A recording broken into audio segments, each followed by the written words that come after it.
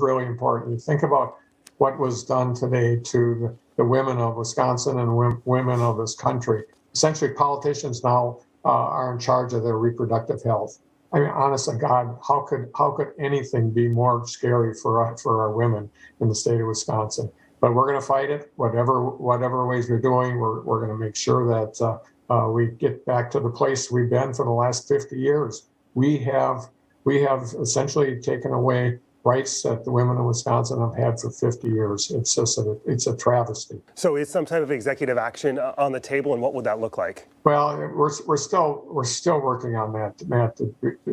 We're reading through the decision, but obviously I have been a supporter of women's rights to control their own health care and not have Republican legislators do it. And so this is a big deal for our state. We're going back to pre-Civil War, for God's sakes, that when that was put in place. It's an archaic law. So we're looking at every option that's on the table. The Attorney General, Josh Kaul, also saying his office is reviewing the decision at this hour and will release more information in the coming days. Will the administration join any potential litigation to challenge or attempt to stop the implementation of the law? I hate to keep saying the same thing over and over again. We're going to do whatever we can, whether it's executive action, whether it's judicial action, you name it, we're going to be there. Governor, your Republican opponents are warning of violence in wake of this decision. Rebecca Kleefisch said you must use every tool at your disposal to prevent domestic terrorism. Tim Michels is calling on you to raise the state's threat level and put the National Guard on notice. Are you considering any of that? We're always in contact with law officials all across the state of Wisconsin. This is no different than any other issue. I'm sure people are going to voice their way. Have voice on this issue. They should. But at the end of the day, I always say that violence doesn't solve any problems, and I anticipate that the people that do protest will do it peacefully.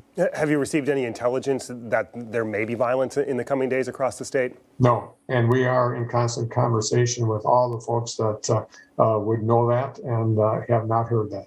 Republicans, Governor, as you well know, gavelled in and gavelled out of the special session you called on Wednesday. The Senate Majority Leader called your special session blatantly political and said Governor Evers and modern Democrats hold an extreme and apparent view on taking innocent life. If Tony Evers had his way, babies would be allowed to be killed up until the moment of birth. Your reaction to that? Yeah, well, for the last 50 years, women have had this right. You think about it. It is their bodies. It is their decision. And suddenly we have Devin Levenhue and the Republicans in the legislature saying, we know better, and that's what we're going to do. Republicans now own those decisions. Horrible position.